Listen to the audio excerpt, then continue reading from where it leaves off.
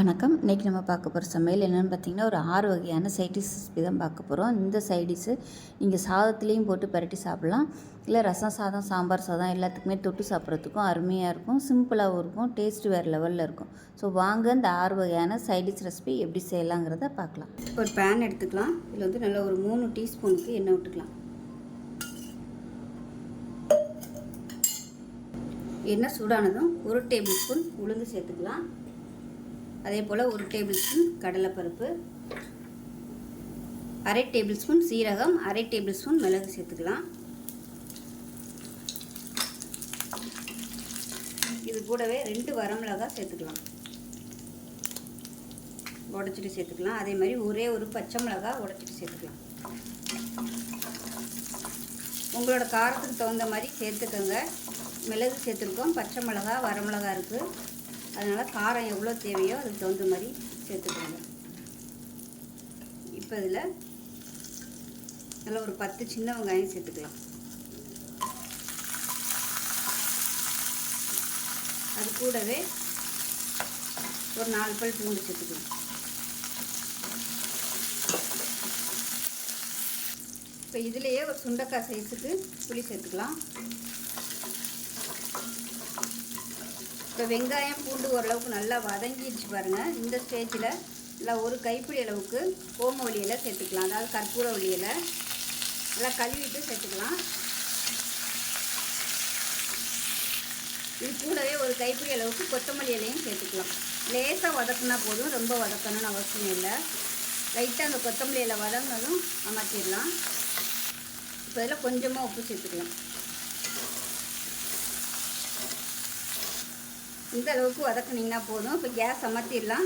அமர்த்திட்டு ஆற விட்டுட்டு நல்லா நைஸாக அரைச்சிக்கலாம். தண்ணியெல்லாம் ஊற்ற வேணாம், நல்லா கெட்டியாக அரைச்சிட்டு பார்க்கலாம்.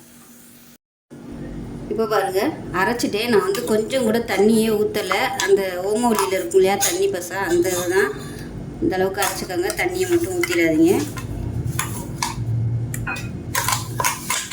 நல்லா செம்ம வாசனையாகவும் இருக்கும், நல்ல டேஸ்ட்டாகவும் இருக்கும். இதை வந்து சாதத்தில் போட்டு அப்படியே பரட்டி சாப்பிட்லாம், அருமையாக இருக்கும். இப்போ பாருங்கள், நல்லா சுட சுட சாதத்தில் இந்த துவையலை போட்டு பரட்டி பிசைஞ்சு சாப்பிட்டோம்னா அவ்வளோ அருமையாக இருக்கும். சளி பிரச்சனை இருக்கையில் இது மாதிரி பசங்களுக்கு செஞ்சு கொடுங்க, ரொம்ப நல்லா கேட்கும். சளி பிரச்சனை இருந்துச்சுனாலும், சைனஸ் பிரச்சனை, ஆஸ்துமா அந்த மாதிரி இருந்துச்சுனாலும் இந்த துவையல் சாப்பிட்டு வந்தீங்கன்னா உங்களுக்கு நல்லா கேட்கும். இந்த மாதிரி பிசைஞ்சு சாப்பிட்டு பாருங்கள், அருமையாக இருக்கும். ஸோ டேஸ்ட்டு பார்த்திங்கன்னா நல்லா அட்டகாசமாக இருக்கும். நீங்கள் ஒரு தடவை இது மாதிரி செஞ்சு பாருங்கள், விடவே மாட்டீங்க. ஸோ இந்த வீடியோ பிடிச்சிச்சின்னா லைக் பண்ணுங்கள், கமெண்ட் பண்ணுங்கள், சேனலை சப்ஸ்கிரைப் பண்ணுங்கள், பக்கத்தில் உள்ள பெல் பட்டனையும் ப்ரெஸ் பண்ணுங்கள். நன்றி. ஒரு மிக்ஸி ஜார் எடுத்துக்கலாம். இதில் வந்து 2 டேபிள் ஸ்பூன் பொட்டுக்கடலை சேர்த்துக்கலாம். மீடியம் சைஸாக 3 தக்காளி கட் பண்ணி வச்சுருக்கேன், அதை சேர்த்துக்கலாம். இப்போ இது எல்லாத்தையுமே நல்லா அரைச்சிக்கலாம். இப்போ பாருங்கள், நல்லா நைஸாக அரைச்சாச்சு.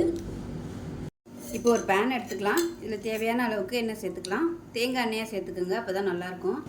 இப்போ எண்ணெய் நல்லா சூடாயிடுச்சு. 1 டீஸ்பூன் போல் சோம்பு சேர்த்துக்கலாம். 4 வரமிளகாயை கிள்ளி வச்சுருக்கேன், அதை சேர்த்துக்கலாம். இது கூடவே கருவேப்பிலை சேர்த்துக்கலாம். இப்போ இதில் மீடியம் சைஸாக 3 பெரிய வெங்காயம் பொடியாக சாப் பண்ணி வச்சதை சேர்த்துக்கலாம். வெங்காயம் வதங்குறதுக்கு உப்பு சேர்த்துக்கலாம். இப்போ வெங்காயம் நல்லா வதங்கிடுச்சு. இப்போ இதில் இஞ்சி பூண்டு பேஸ்ட்டு சேர்த்துக்கலாம். இஞ்சி பூண்டு ஒரு 3 சின்ன வெங்காயம் போட்டு அரைச்சி வச்சுருக்கேன், இப்போ அதை சேர்த்து நல்லா வதக்கி வச்சுக்கலாம். இஞ்சி பூண்டு பேஸ்ட்டு பச்சை வாசனை போக வதக்கியாச்சு. இப்போ இதில் பார்த்திங்கன்னா நல்லா 1.5 டேபிள் ஸ்பூன் அளவுக்கு மிளகாத்தூள் சேர்த்துக்கலாம். காரத்துக்கு தகுந்த மாதிரி சேர்த்துக்கோங்க. அதே மாதிரி 1.5 டேபிள் ஸ்பூன் தனியாத்தூள் சேர்த்துக்கலாம். இது கூடவே 1/4 டேபிள் ஸ்பூன் மஞ்சத்தூள், ஒரு 1/4 டேபிள் ஸ்பூன் கரம் மசாலா தூள் சேர்த்துக்கலாம். இது எல்லாத்தையுமே எண்ணெயில் மீடியமான ஃப்ளேமில் வதக்கி விட்டுக்கோங்க. இப்போ எண்ணெயில் நல்லா ஒரு 2 நிமிஷம் வதக்கியாச்சு. இப்போ நம்ம பொட்டுக்கடலை தக்காளி அரைச்ச பேஸ்ட்டை இதோட சேர்த்துக்கலாம். சேர்த்துட்டு நல்லா வதக்கி விட்டுக்கலாம். மிக்ஸி அலம்பிட்டு தண்ணி சேர்த்துக்கலாம். இது நல்லா கலந்துட்டு நல்லா எண்ணெய் பிரிஞ்சு வர அளவுக்கு வேக விட்டு வதக்கி எடுத்துக்கலாம். மசாலா நல்லா வதங்கினதும் ஒரு 5 முட்டை வேக விட்டு நல்லா ஒரு 4-5 சைடு பார்த்திங்கன்னா கட் பண்ணிவிட்டு சேர்த்துருக்கேன். முட்டையை சேர்த்த வீடியோ கட் ஆயிடுச்சு. இப்போ இதில் மேலாப்பில் கொத்தமல்லியில் சேர்த்துக்கலாம். சேர்த்துட்டு அந்த மசாலா வந்து இந்த முட்டையில் படுற மாதிரி நல்லா பரட்டி விட்டுக்கலாம். பரட்டி விட்டு அப்படியே சிம்மில் விட்டுடலாம். ஒரு 2 நிமிஷம் அப்படியே இருக்கட்டும். இப்போ 2 நிமிஷம் ஆயிடுச்சு. எப்படி இருக்குன்னு பார்க்கலாம். பாருங்கள், எண்ணெயெல்லாம் பிரிஞ்சு சூப்பராக வந்துடுச்சு. நமக்கு அருமையான ஒரு முட்டை மசாலா ரெடி ஆயிடுச்சு. இட்லி, தோசை, சப்பாத்தி, சாதத்தில் கூட பரட்டி சாப்பிட்றதுக்கு சூப்பராக இருக்கும். ஸோ செஞ்சு பாருங்கள். செஞ்சு பார்த்துட்டு எப்படி வந்துச்சுங்கிறத சொல்லுங்கள். வீடியோ பிடிச்சிச்சுன்னா லைக் பண்ணுங்கள், கமெண்ட் பண்ணுங்கள், சேனலை சப்ஸ்கிரைப் பண்ணுங்கள், பக்கத்தில் உள்ள பெல் பட்டனையும் ப்ரெஸ் பண்ணுங்கள். நன்றி. இதில் வந்து 2 டேபிள் ஸ்பூன் துருவன தேங்காய் சேர்த்துக்கலாம். 1/4 டீஸ்பூன் போல் கசகசா, 1 டீஸ்பூன் சோம்பு, அதே மாதிரி 1 டீஸ்பூன் போல் பொட்டுக்கடலை. இதுக்கு பதிலாக நீங்கள் முந்திரி பருப்பு சேர்க்குறதுனாலும் சேர்த்துக்கலாம். இப்போ இது வந்து நல்லா நைஸாக அரைச்சிட்டு வந்துட்டு பார்க்கலாம். இப்போ ஒரு கடாய் எடுத்துக்கலாம். இதில் வந்து ஒரு 2 சொட்டு அளவுக்கு எண்ணெய் விட்டுக்கலாம். எண்ணெய் சூடாகவும் 1 டேபிள் ஸ்பூன் வர கொத்தமல்லி, காரத்துக்கு தேவையான அளவு 4 வரமிளகாய் எடுத்திருக்கேன், காம்பை கிள்ளிட்டு சேர்த்துக்கலாம். இது கூடவே 2 கிராம்பு, சின்ன துண்டாக 2 பட்டை, இது எல்லாத்தையும் நல்லா வறுத்துக்கலாம். இப்போ இது நல்லா வறுபட்டுருச்சு. கேஸ் அமர்த்திட்டு இதை மிக்ஸி ஜாரில் சேர்த்துட்டு நல்லா நைஸாக அரைச்சிக்கலாம். இப்போ அதே கடாயில் அதில் ஒரு 5 டீஸ்பூன் அளவுக்கு எண்ணெய் விட்டுக்கலாம்.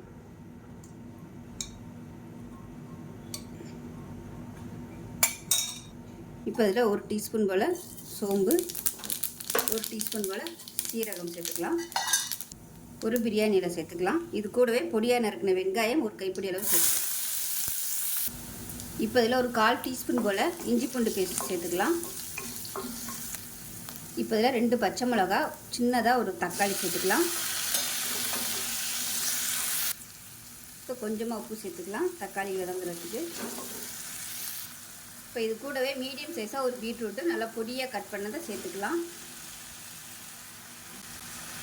இதையும் சேர்த்து நல்லா எண்ணெயில் வதக்கி விட்டுக்கலாம். பீட்ரூட்டு சேர்த்து நல்லா வதக்கியாச்சு. பீட்ரூட் வேகிறதுக்கு கொஞ்சமாக தண்ணி சேர்த்துக்கலாம். அடுப்பு மீடியமான ஃப்ளேமில் வச்சுருங்க. பீட்ரூட் நல்லா வேகட்டும். மூடி வச்சிடலாம்.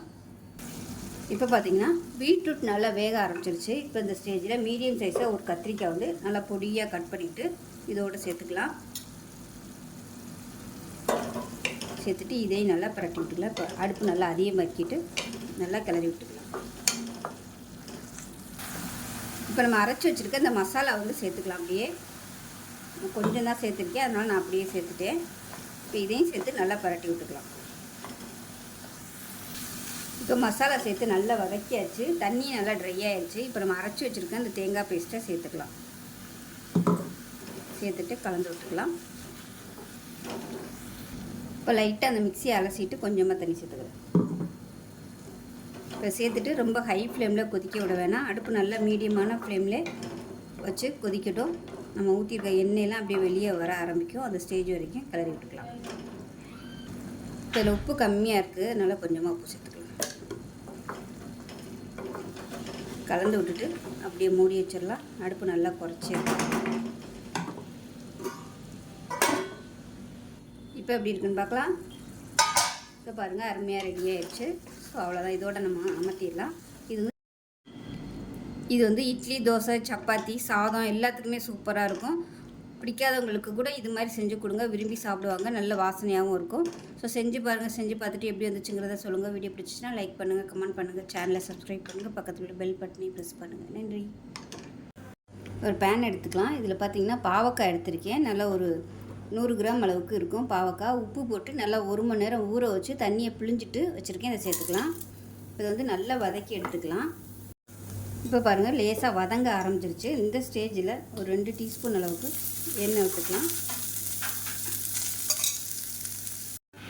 இப்போ பாருங்கள், நல்லா வதங்க ஆரம்பிச்சிருச்சு. இப்போ இதை வேறு பிளேட்டுக்கு மாற்றிக்கலாம்.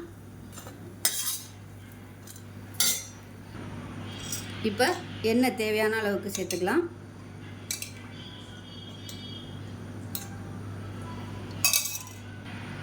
எண்ணெய் சூடாயிடுச்சு. கடுகு சேர்த்துக்கலாம். கொஞ்சமாக சோம்பு சேர்த்துக்கலாம் வாசனைக்காக. கருவேப்பிலை சேர்த்துக்கலாம். ஒரு கைப்பிடி பெரிய வெங்காயம் பொடியாக கட் பண்ணதை சேர்த்துக்கலாம்.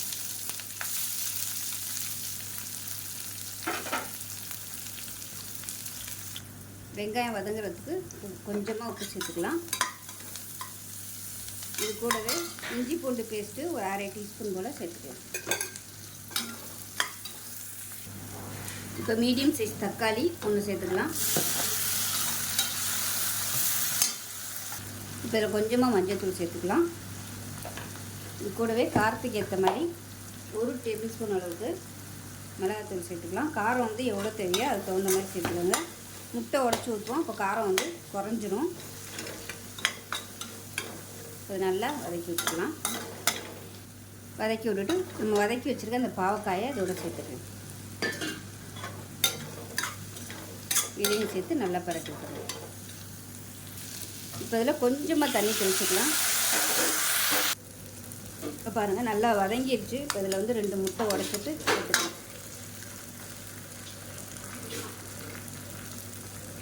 சேர்த்துட்டு எல்லாத்தையும் நல்லா கலந்து கொடுத்துக்கலாம். முட்டை நல்லா வெந்துருச்சு, அவ்வளோதான், அமர்த்திடலாம்.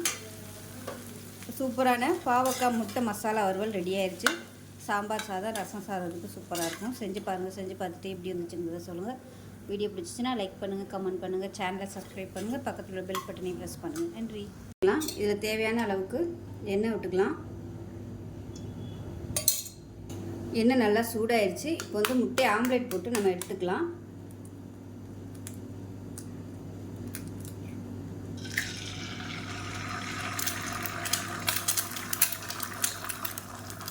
இப்போ இதில் லைட்டாக மிளகுத்தூள் சேர்த்துக்கலாம். அதே போல் உப்பு மஞ்சள்தூள் கலந்து வச்சுருக்கேன், அதையும் கொஞ்சமாக இதோட சேர்த்துக்கலாம். இப்போ அதை திருப்பி போட்டுக்கலாம்.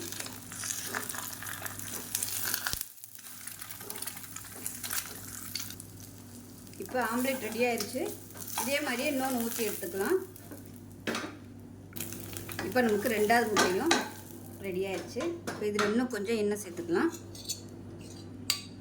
ஒரு 3 டீஸ்பூன் அளவுக்கு எண்ணெய் விட்டுக்கலாம். எண்ணெய் நல்லா சூடாயிடுச்சு. 1 டீஸ்பூன் போல் கடுகு சேர்த்துக்கலாம்.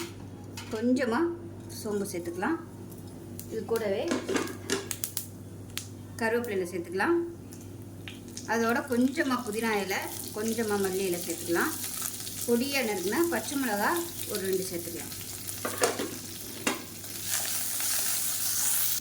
இப்போ இதில் நல்லா 1 கை அளவுக்கு பெரிய வெங்காயம் பொடியாக நறுக்குனதை சேர்த்துக்கலாம். எவ்வளோ தூரம் பொடியாக கட் பண்ண முடியுமோ அந்தளவுக்கு கட் பண்ணிக்கோங்க, அப்போ தான் நல்லாயிருக்கும். இப்போ இதில் ஒரு 1/4 டீஸ்பூன் போல் இஞ்சி பூண்டு பேஸ்ட் சேர்த்துக்கலாம்.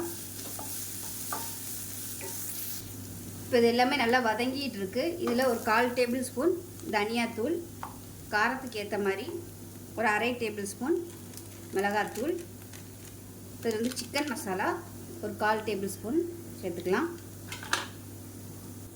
இப்போ இதில் ஒரு 1/4 டேபிள் ஸ்பூன் கறி மசாலா இல்லை கரம் மசாலா எதுனாலும் சேர்த்துக்கலாம். கொஞ்சமாக மஞ்சத்தூள், தேவையான அளவுக்கு உப்பு. இப்போ இது எல்லாத்தையுமே நல்லா வதக்கி விட்டுக்கலாம். மசாலாவை நல்லா பரட்டியாச்சு. இப்போ மீடியம் சைஸில் ஒரு தக்காளி பொடியாக கட் பண்ணது சேர்த்துக்கலாம். இந்த தக்காளி நல்லா மசிஞ்சு வரட்டும். இப்போ இந்த தக்காளி கொஞ்சம் நல்லா மசிஞ்சு அந்த ஜூஸ் வர்றதுக்காக கொஞ்சமாக தண்ணி சேர்த்துக்கலாம். அடுப்பு வந்து நல்லா குறைச்சி வச்சுக்கோங்க. தக்காளி நல்லா மசிஞ்சு சாஃப்டாக வரட்டும். இதுக்கு பதிலாக நீங்கள் அடித்து சேர்க்குறதுனாலும் சேர்த்துக்கலாம், அதுவும் நல்லாயிருக்கும், ஸ்மூத்தாக இருக்கும். அந்த மாதிரியும் கூட நீங்கள் பண்ணிக்கலாம். இப்போ தக்காளி நல்லா சாஃப்டாக வந்துருச்சு. இந்த மாதிரி கிரேவியாக இருக்கையிலே நம்ம போட்டு வச்சுருக்க இந்த ஆம்லேட்டை அதில் சேர்த்துக்கலாம். அது அந்த மசாலா வந்து நம்ம ஆம்லேட்டில் நல்லா படுற மாதிரி செட் பண்ணி விட்டுக்கோங்க. இப்படியே இருக்கட்டும், கொஞ்சம் நேரம் கழிச்சு திருப்பி விட்டுக்கலாம். இப்போ 1 நிமிஷம் ஆயிடுச்சு. இப்போ இந்த ஆம்லேட்டை அப்படியே திருப்பி விட்டுக்கலாம்.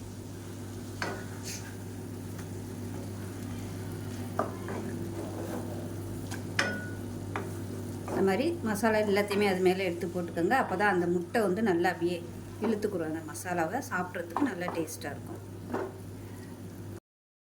இப்போ பார்த்திங்கன்னா மசாலா நல்லா அப்படியே மேலே பரப்பி விட்டுருங்க. அடிப்பக்கம் வந்து நல்லா அப்படியே அந்த மசாலாவோட நல்லா ரோஸ்ட் ஆகி வரணும். அப்படியே இருக்கட்டும், அப்போ தான் நல்லா டேஸ்ட்டாக இருக்கும். இப்போ பாருங்கள் நல்லா ரோஸ்ட் ஆயிடுச்சு. மேலாப்பில் கொத்தமல்லியில் சேர்த்துட்டு அமர்த்திடலாம். அவ்வளோதான். இதை வந்து அப்படியே சுடுசாதத்தில் போட்டு பரட்டி சாப்பிட்டிங்கன்னா சூப்பராக இருக்கும். இது வந்து முழுசாகவும் சேர்த்துக்கலாம், அப்படி இல்லைன்னா நீங்கள் 4ஆக கட் பண்ணி கூட நீங்கள் அப்படியே பரட்டி விட்டுக்கலாம். ஸோ வித்தியாசமான டேஸ்டியான முட்டை காரக்கறி ரெடி ஆயிடுச்சு. டேஸ்ட் நல்லா அட்டகாசமாக இருக்கும். சாதத்தில் போட்டு பிசைஞ்சு சாப்பிட்டிங்கன்னா சூப்பராக இருக்கும்.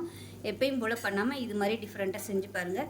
ஸோ இந்த வீடியோ பிடிச்சிச்சுன்னா லைக் பண்ணுங்கள், கமெண்ட் பண்ணுங்கள், சேனலை சப்ஸ்கிரைப் பண்ணுங்கள், பக்கத்தில் உள்ள பெல் பட்டனையும் ப்ரெஸ் பண்ணுங்கள். நன்றி. இப்போ ஒரு பேன் எடுத்துக்கலாம். இதில் வந்து நல்லெண்ணெய் வந்து சேர்த்துக்கலாம். இதுக்கு வந்து நல்லெண்ணெயில் செஞ்சிங்கன்னா தான் நல்லாயிருக்கும். அதனால் தாராளமாக நல்லெண்ணெய் விட்டுக்கலாம். எண்ணெய் சூடானதும் 1 டீஸ்பூன் போல் கடுகு சேர்த்துக்கலாம். அதே போல் 1 டீஸ்பூன் போல் வெந்தயம் சேர்த்துக்கலாம். இப்போ இதில் 1 கொத்து கருவேப்பிலை சேர்த்துக்கலாம். 10லேருந்து 15 சின்ன வெங்காயம் முழுசாக அப்படியே சேர்த்துக்கலாம். இப்போ வெங்காயம் ஓரளவுக்கு நல்லா வதங்கிருச்சு. இதில் வந்து காரத்துக்கு பச்சை மிளகாய் மட்டும்தான். நான் வந்து ஒரு 25 பச்சை மிளகாய் எடுத்திருக்கேன். 2ஆக கீறிட்டு சேர்த்துக்கோங்க. முழுசாக அப்படியே சேர்த்தோம்னா வெடிக்கும். அதனால் இந்த மாதிரி 2ஆக கீறிட்டு அப்படியே சேர்த்துக்கோங்க. இந்த பச்சை மிளகாய் கலர் வந்து நல்லா அப்படியே வெள்ளையாக வரணும். அப்போ தான் நல்லாயிருக்கும். இந்த வெள்ளையாக வதங்கினாச்சா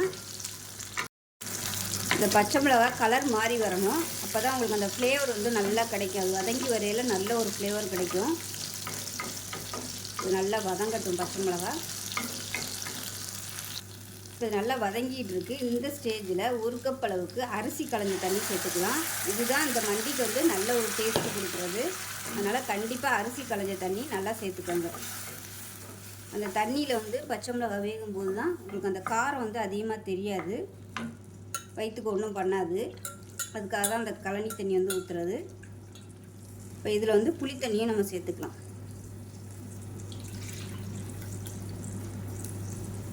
கொஞ்சம் லெமன் சைஸுக்கு புளி வந்து கரைச்சிட்டு அந்த தண்ணியை இதில் சேர்த்துக்கலாம். இப்போ இதில் 1/4 டீஸ்பூன் போல் மஞ்சள்தூள் சேர்த்துக்கலாம். அதே சமயம் கொஞ்சமாக உப்பு சேர்த்துக்கலாம். வத்தி வந்ததுக்கப்புறமா உப்பு கொஞ்சம் சேர்த்துக்கலாம். 1/4 டீஸ்பூன் போல் உப்பு சேர்க்குறேன். இது வந்து நல்லா வத்தி கெட்டியாக வரும். அப்போதைக்கு பத்தலைன்னா சேர்த்துக்கலாம். இப்போ இதில் பெருங்காயத்தூள் சேர்த்துக்கலாம். இப்போ இதில் ஒரு 1/2 டீஸ்பூன் போல் மிளகாத்தூள் சேர்த்துக்கலாம். மிளகாத்தூள் வந்து சில பேர் சேர்ப்பாங்க, சில பேர் சேர்க்க மாட்டாங்க. வந்து அடுப்பு நல்லா குறைச்சி வச்சிடலாம். குறைச்சி வச்சுட்டு நல்லா அப்படியே கொதிச்சு கெட்டியாக வரணும். அந்தளவுக்கு நல்லா வற்ற விடணும். அப்போ தான் அந்த பச்சை மிளகாய் காரம் எல்லாமே அந்த தண்ணியில் இறங்கி நல்லா சூப்பராக இருக்கும். இப்போ நல்லா வற்றி வரட்டும், மூடி வச்சிடலாம். இப்போ மண்டி எப்படி இருக்குன்னு பார்க்கலாம். பாருங்கள், நல்லா வத்திருச்சு. இந்த அளவுக்கு நல்லா வற்ற விடணும். அவ்வளோதான். இப்போ வந்து நம்ம அமர்த்திடலாம். அவ்வளோதான், சூப்பராக இருக்கும். தயிர் சாதத்துக்கெலாம் அந்த மிளகாயோட தொட்டு சாப்பிட்றதுக்கு அவ்வளோ அருமையாக இருக்கும். கஞ்சிக்கும் தொட்டு சாப்பிட்லாம். இதை வந்து சாதத்துலேயும் போட்டு அப்படியே பரட்டி சாப்பிட்டோம்னா அப்படி இருக்கும். ஸோ இதே மாதிரியே செஞ்சு பாருங்கள். செஞ்சு பார்த்துட்டு எப்படி இருந்துச்சுங்கிறத சொல்லுங்கள். வீடியோ பிடிச்சிச்சின்னா லைக் பண்ணுங்கள், கமெண்ட் பண்ணுங்கள், சேனலை சப்ஸ்கிரைப் பண்ணுங்கள், பக்கத்தில் ஒரு பெல் பட்டனை ப்ரெஸ் பண்ணுங்கள். நன்றி.